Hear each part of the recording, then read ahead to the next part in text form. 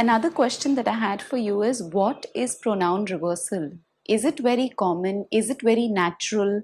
This is very, very typically seen in children and in some young adults who are on the spectrum of autism. So, can you give me your views, share your views about that?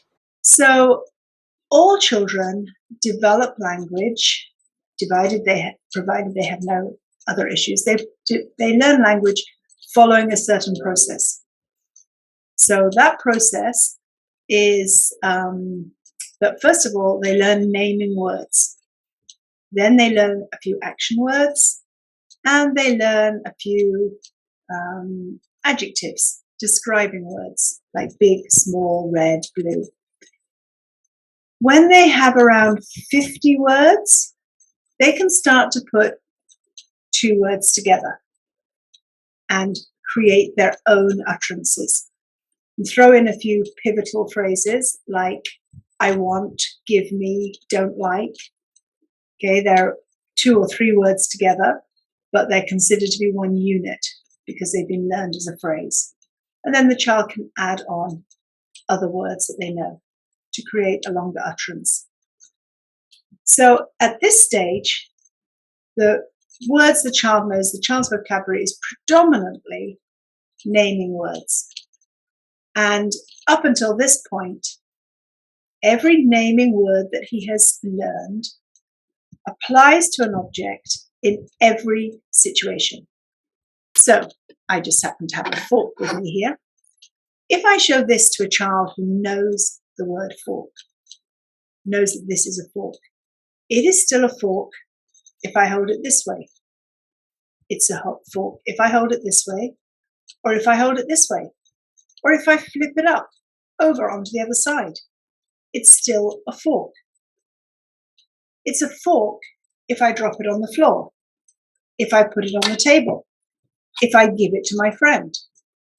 It's a fork if somebody else is holding it. It's a fork if I'm holding it.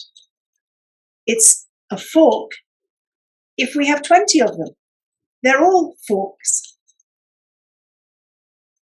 And then suddenly the child reaches this stage in their linguistic development where they become aware that some words, pronouns in this case, actually change depending on who is talking and who they are talking to or about.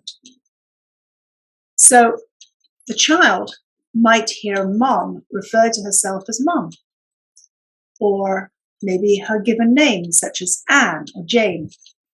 He might hear her refer to herself as I or me. He might hear her sometimes say my. If she's talking about herself with some friends or with dad or even with the child, she might refer to herself as part of we. Now this is really, really confusing because for the first time ever, one object has different labels, and it has different labels in different linguistic contexts. So not only is that an issue, but then even these different ideas, whether the person is the subject of the sentence, the object of the sentence, or talking about possession of something in the sentence, it still depends on the gender of the person, the case of the person, and the number of people. So there is a huge amount for the child to have to process and to work out what's going on and which pronoun they are supposed to be using in which case. So this is the linguistic aspect of it. There's also a social aspect of it.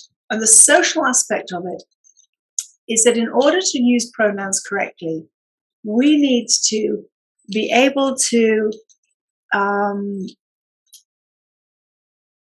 understand where the other person is in relation to us and to their environment. We need to be able to look at things from their perspective. So we need to be able to understand that the words to use are going to change depending on who is talking and who they are talking to or who they are talking about.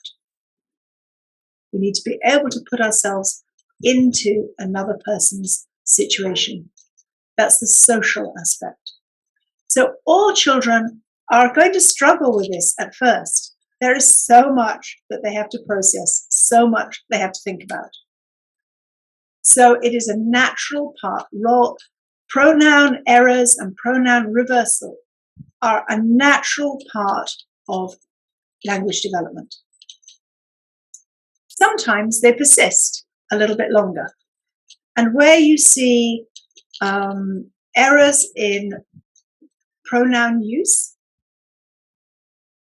persisting a little bit longer, sometimes getting it right, sometimes getting it wrong, you can assume that the linguistic aspect of their development is a little bit ahead of the social skills development. Normally, these two things develop in tandem, but sometimes one gets a little bit ahead of the other. It's not a huge issue. Things will probably resolve. And sometimes you see a child who is able to use pronouns very, very well. They've mastered that skill. But when they're tired, when they're overexcited, when they're frightened, when they're angry, you may see that they start to make a lot of errors. And this is because when they're feeling these kind of emotions, they're not using the part of their brain that they need to use to analyze and to process who is speaking, who they are speaking to, the context. This doesn't come automatically to young children who are learning language. They have to be able to process things. And sometimes they're so emotionally tied up in a situation that they aren't accessing those parts of their brain. So they revert to what is the easiest and most familiar, and they use I and you for everybody. Again, it's not a big issue. We, as the adults, need to step back and see what is the context. Why might the child be doing this at this time? Sometimes, of course, the problem does persist. And when it persists, it is not necessarily a red flag for autism. It is, however, an indicator that maybe there is some underlying language delay or some underlying social skills delay. So the two things, not just for a little while are not in tandem, but they are really out of sync. This is what it might indicate. Okay? So statistically, I believe that only about 1% of children do consistent reversal of pronouns when all the rest of their language development is normal. And even in ASD children, actually it's a very low percentage. It's about 5% consistently get it wrong. But we have to understand that they're learning language in a different way. Remember I said before, they're saying clumps of words together before they understand the meanings. So they don't have the linguistic concepts yet. And at the same time, their social skills are developing differently. And it is more difficult for them to see things from another person's perspective. So it's understandable that pronoun reversal is going to occur from time to time.